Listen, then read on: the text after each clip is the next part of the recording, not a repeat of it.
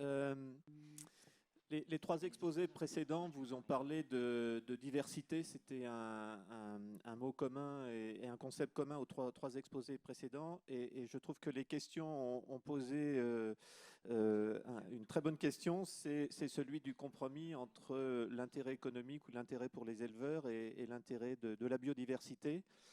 Vous savez qu'avec la pandémie, on a beaucoup parlé du monde d'avant, du monde d'après. Je dirais que le monde d'avant, dans le domaine, c'est un monde qui oppose d'un côté, soit on fait de la biodiversité, de l'autre côté, soit on fait de la production. Et je pense que s'il y a un monde d'après à inventer sur les prairies, c'est justement un monde où on essaye de trouver les bons compromis. Alors je vais essayer de vous donner quelques éléments par rapport à ces compromis.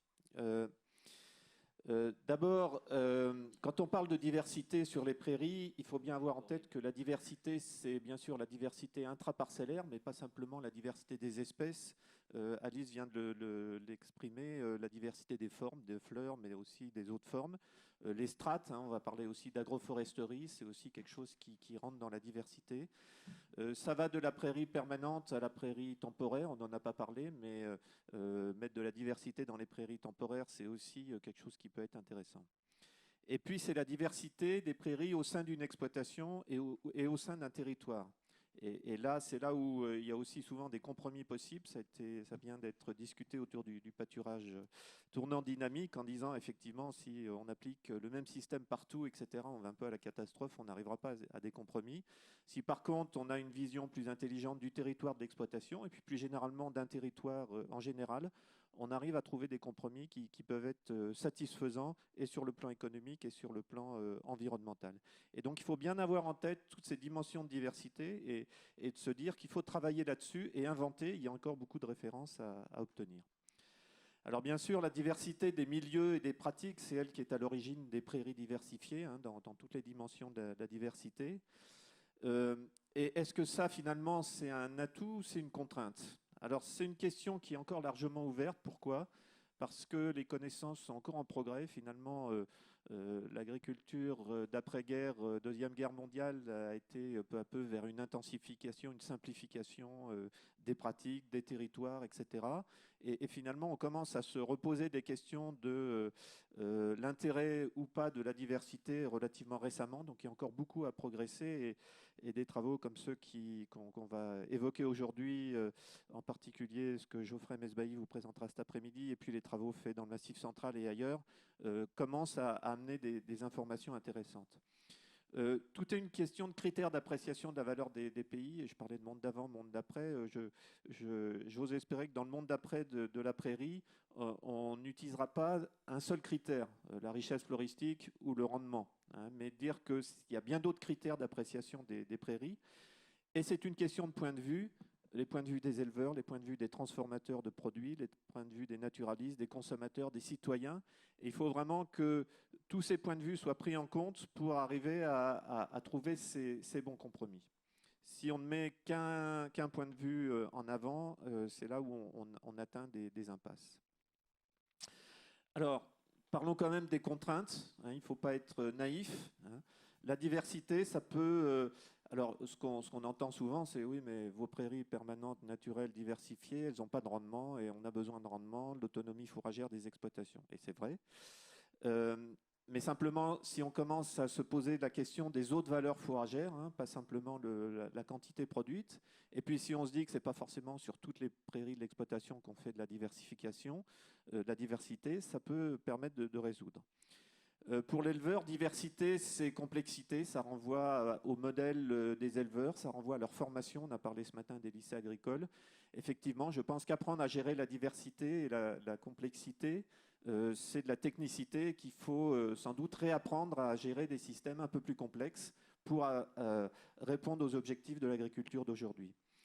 Et puis, on manque cruellement de références sur la valeur et les modes de gestion des prairies diversifiées, mais on progresse. Le travail qu'on vous présente aujourd'hui a essayé modestement de contribuer à l'obtention de références. Alors, quels sont les atouts? Et là, je vais plutôt être dans le plaidoyer pour la diversité. Bien sûr, la diversité, c'est la biodiversité, ça vous a été illustré. C'est un enjeu éthique, on parle d'assurance vie de la planète. Vous savez que les deux grands enjeux, climatique et biodiversité, sont maintenant reconnus comme étant des enjeux, osons le dire, de survie de la planète et surtout de l'espèce humaine. La planète s'en sortira, peut-être pas l'espèce humaine, donc il faut absolument qu'on préserve notre climat, qu'on préserve notre biodiversité. Les prairies sont des habitats très intéressants pour la faune, la flore et les micro-organismes. On les oublie souvent. On prend de plus en plus conscience de l'intérêt de la diversité du sol. Et les prairies diversifiées peuvent être un des leviers de la transition agroécologique ou agroécologique qu'on appelle de ses voeux. Malheureusement, on peut estimer qu'en France, dans les prairies, y compris dans les prairies permanentes, peut-être 10 à 20% sont vraiment diversifiées. Un petit peu plus dans le massif vosgien, mais pas beaucoup plus. Et puis, on a un phénomène général de retournement, d'abandon, d'artificialisation et d'intensification des pratiques. Alors, les atouts fourragers, ça, c'est des atouts qui peuvent parler aux éleveurs. La diversité des prairies améliore la souplesse d'exploitation, c'est-à-dire la possibilité de conserver des caractéristiques fourragères de rendement ou de qualité sur une plus longue période, du fait de la diversité des espèces. Donc on peut perdre un peu en rendement, mais on gagne en souplesse. Et notamment dans des périodes où la récolte ne peut pas se faire pour des conditions de pluie, par exemple, ça peut être intéressant de garder des prairies dont la qualité ne s'effondre pas. Et quand on peut accéder à la parcelle, il n'y a plus de qualité dans la prairie. Le report sur pied, c'est-à-dire cette propriété des prairies à rester verte longtemps, à garder une qualité importante. Ici, dans les Vosges, on sait très bien que quand on arrive au mois d'octobre, novembre, voilà, il y a les coups de froid, les gels, etc. Mais des prairies qui restent encore vertes, qui permettent de maintenir des animaux en extérieur, de ne pas avoir à les rentrer, à s'en occuper, ça peut être un plus sur certaines prairies. Et là encore, il n'en faut pas forcément 100% de la surface de l'exploitation, mais quelques prairies bien placées qui permettent de maintenir le troupeau. Et sa résilience, c'est encore une grande question. On a beaucoup parlé de changement climatique, mais c'est encore une question ouverte, mais il y a des bonnes raisons de penser que ça peut améliorer aussi la résilience. Les atouts fourragers, c'est aussi la diversité des prairies sur une exploitation, et j'y intégrerai même les prairies temporaires et même le maïs. N'ayons pas peur de dire que tout ça, ça peut être complémentaire pour s'adapter aux besoins des différentes catégories d'animaux, mieux répartir la charge de travail de l'éleveur, en particulier la récolte, le pâturage, s'adapter aux milieux qui sont hétérogènes, et c'est souvent le cas en montagne, et puis favoriser les cultures aussi, la pollinisation. Alice n'a pas eu le temps de le développer, mais les prairies sont aussi des ressources productrices d'insectes pollinisateurs qui vont aller maintenir les rendements céréaliers, les rendements du colza ou du tournesol ou d'autres espèces, ou des arbres fruitiers. En termes d'atouts alimentaires, bon, ce n'est pas le lieu de rentrer dans le détail, mais en gros, on a quand même de plus en plus de travaux qui montrent que la diversité d'une prairie, ça peut stimuler l'appétit des animaux.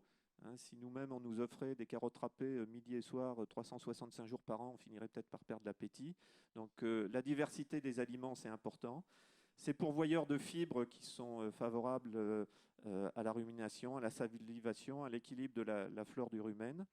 Et puis, ça peut enrichir le contenu minéral et vitaminique de la ration. Vous pouvez me dire, on peut aussi compléter en achetant des vitamines ou des minéraux. Mais je pense que la tendance, c'est une des attentes sociétales, c'est une alimentation de plus en plus naturelle, que ce soit pour l'être humain ou pour les animaux dont on mange la viande ou le fromage. Un point qui est encore, lui, vraiment à l'état embryonnaire, mais on commence à avoir quelques premiers éléments, c'est sur les liens entre diversité des prairies, santé animale et bien-être animal. Alors le bien-être notamment, et Geoffrey en parlera tout à l'heure, par l'agroforesterie, par les arbres qui amènent de l'ombrage, et on sait que dans ces périodes de changement climatique, c'est important. Et puis on sait que dans les prairies diversifiées, on a tout un tas de plantes qui sont riches en métabolites, à propriétés anti-infectieuses, antioxydantes. Alors, la preuve formelle n'a pas encore été faite, on n'a pas encore d'essais suffisamment robustes, répétés sur on donne telle alimentation à des vaches et on a tel effet sur la santé. La santé, c'est quelque chose de très complexe. Donc soyons très prudents par rapport à ça. Parlons de potentiel, mais disons-nous quand même que la pharmacopée, aussi bien vétérinaire que humaine, utilise des molécules qui sont les molécules qu'on retrouve dans ces prairies diversifiées dans un certain nombre d'espèces. Donc on peut quand même, il y a quand même un faisceau de présomption intéressant sur ces aspects de santé. L'aspect qualité des produits, ça a été très travaillé, notamment dans d'autres massifs. Je pense au massif central, au massif alpin, par nos collègues suisses, qui ont très bien montré, et ça c'est par contre très bien démontré, qu'il y a un rôle très important de la diversité des prairies sur les couleurs, les textures, les goûts, les compositions, et même sur la valeur santé pour l'être humain, notamment autour des acides gras, de la composition des prairies, de la composition de la ration animale en général, mais la composition des prairies en particulier. Les atouts économiques, les effets santé, bien-être, alimentation peuvent avoir des impacts économiques. Si les prairies sont très diversifiées et que le rendement n'est pas tout à fait là, il y a des outils politiques qui sont les MAE, qui sont les PSE, qui sont tout le subventionnement public qui vient compenser ça. Et on a fait des calculs sur Massif Vosgien où on montre qu'il y a effectivement une réelle compensation qui fait que l'agriculteur s'y retrouve. Donc là, c'est une autre forme de compromis qui est financier, mais c'est une autre forme de compromis. Il y a quand même une assurance vis-à-vis du changement climatique qui est à prendre en compte. Et vous savez que le gouvernement et Emmanuel Macron a annoncé une réforme de l'assurance en agriculture. Une forme d'assurance, c'est aussi d'avoir des prairies et des systèmes résilients. Et puis, une image positive de la production. Ça a été montré par Régis tout à l'heure, Ambroise, sur le rosé, la viande rosée des Pyrénées, mais je pense qu'il y a vraiment un intérêt à creuser, que creusent certaines filières, de valoriser ces prairies et de valoriser encore plus les prairies diversifiées pour que ça devienne de la valeur ajoutée sonnante et trébuchante pour l'agriculteur. Voilà, quelques mots de conclusion. Maintenir des prairies diversifiées, c'est pour moi une nécessité démontrée pour la préservation de la biodiversité et le bon fonctionnement des écosystèmes. Ça ne fait pas débat, ça a été montré. Les atouts agronomiques et économiques des prairies diversifiées ont longtemps été ignorés et même parfois contestés, et même encore contestés. Il y a encore beaucoup de travail à faire, notamment au niveau de la formation. Mais c'est en cours de démonstration. C'est ce qu'on a modestement essayé de faire ou de contribuer dans la typologie agroécologique du massif vosgien. Du point de vue des ressources fourragères d'une exploitation, moi je suis partisan de ne pas opposer prairies diversifiées, intensifiées, prairies temporaires, cultures fourragères, mais de chercher des compromis. Dès lors qu'on se met dans une position je ne veux que de la biodiversité, que de la production, c'est là où on aboutit à des impasses en général. Et puis tout cela nécessite un changement des points de vue, en particulier sur les critères d'évaluation de la qualité des prairies. On a un peu progressé, mais il y a encore beaucoup à faire dans ce que j'appelle le monde d'après des prairies. Voilà, et je vous remercie de votre attention.